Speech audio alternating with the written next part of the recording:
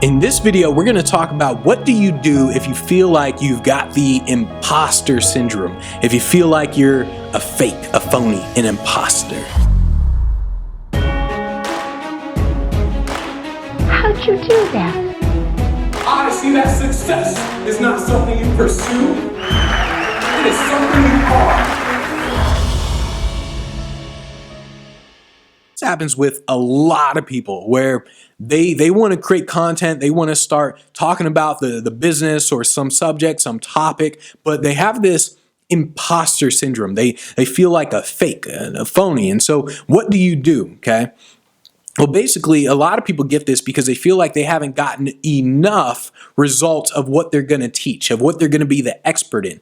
And because they haven't got enough of this, they feel like, oh, I'm a fake, I'm a phony. What if someone points it out? What if someone says like, oh, well, you're teaching this stuff, but you're not doing it. And so all of this is popping up inside of your brain. And this kind of causes you to back off. It's like maybe you'll produce content every now and again, and you like back off because you're kind of scared that, hey, someone's going to call you out on this. And so what do? A long time ago, I don't know how long ago, but basically I was looking at Tony Robbins. All right, so Tony Robbins had a Facebook ad, and I clicked on the ad. I always read people's comments on the ads, right? And so I was reading someone's comment, and a lot of people were saying, oh, he's a fake or something like that. Like, oh, what has he ever accomplished and stuff like that. And I thought to myself, I'm like, this is interesting. Here's a guy who has built like $1 billion business. He's gotten quotes and testimonials from people like Oprah, all these celebrities. I mean, his clientele includes like billionaires, presidents. And there are still people out there who say like, oh, I don't know about this. I mean, I don't know. He seems like a fake to me, and I don't know. And I thought to myself, if people talk about him and he has all that social proof, all that proof from all these guys, and they still doubt him, what the hell? And so what happened was inside of my mind was I thought about that quote that said, I don't remember who said it, but it said something like, for those who believe, no explanation is necessary. For those who don't, none will suffice. And that's what I think about, where when people truly do not believe, their mind is so closed that nothing you say will ever open it. And for those who do believe, whatever you say, they're willing to believe, okay? And so if you feel like you're a fake, you're an imposter, you have this imposter syndrome, number one, understand that a lot of people feel this. Like a lot of people feel it. Two, understand that the reason why you feel it is because you feel like someone's going to call you out on it. And no matter where you are in your career, I guarantee you someone's going to call you out. You can have freaking presidents on your resume. You can have billionaires on your resume. Someone will still call you out as a fake and a phony, no matter what. So it's inevitable. So shut that part of your brain off. And then you also need to understand that you feel fake. You have this imposter syndrome because you are focused on you. You are thinking about yourself and nobody else. You freaking, oh man, you just focused on you, huh? So that is why. I mean, when you are focused on yourself the whole time, that is why people have this imposter syndrome. Instead, you need to see yourself as a vessel. Like you are delivering this information to the people who need it. You are a vessel. Even if you don't ideas, and maybe I'll talk about that in just a second, but a lot of people think I got to come up with original ideas and all that. That's not true. But see yourself as a vessel. See yourself as like Jesus. So Jesus, he's like a vessel. It just came through him, right? And so I'm giving you permission to think of yourself as Jesus, okay? And so see yourself as a vessel that's delivering this information.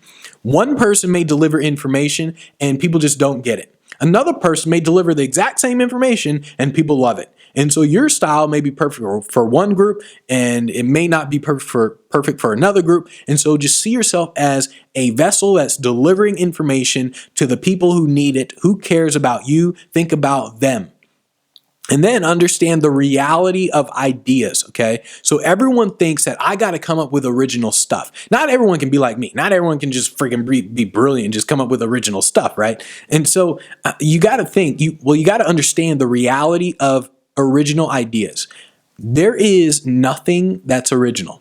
I can guarantee you, if you go through history, there is nothing that is an original idea. Even epiphanies, E equals MC squared. If you understand how Einstein came up with E equals MC squared, you will realize that there was all this stuff before him that allowed him to come up with E equals MC squared. 99% of the work was done. He came up with the 1%.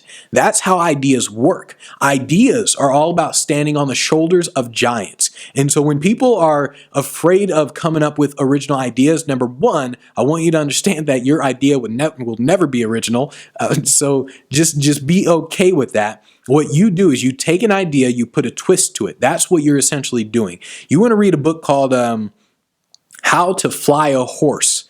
It's a very weird title, don't know really why, but How to Fly a Horse.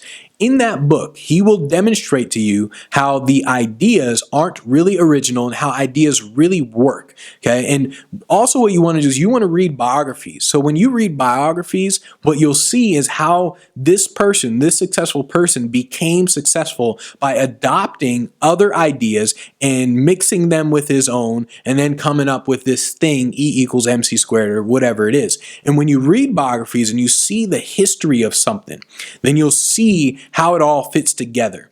And so when you feel like an imposter, a lot of people feel like an imposter because they're not coming up with original ideas or because they feel like someone's going to call them out on it. Number one, people will always call you out no matter how big you are, no matter what. They will always try to call you out, but those are the losers anyways. And two, you need to understand that all ideas aren't really original as people think they are. And so you also want to think like this, okay? So I put here, I said, did you know that smart people don't realize they're smart? I'm not sure why I put that there. Let me read that. I said, did you know that smart people don't realize that they're smart? So when you're smart, you realize how much you don't know about the world, okay? All right, so then, now I see why I put that thing there. So here's the thing. A lot of smart people don't know they're smart because they realize that there are people out there who are smarter than them. There's a lot that they don't know. And so smart people don't know they're smart. So what happens is they ask a lot of questions. And in fact, this is how you can really tell if someone's really smart is they'll ask a lot of questions because they know they don't know. So they'll just keep asking people questions about stuff. And so when you feel like you're fake or you're an imposter, you need to understand that it's because you're thinking a lot. You're probably pretty smart.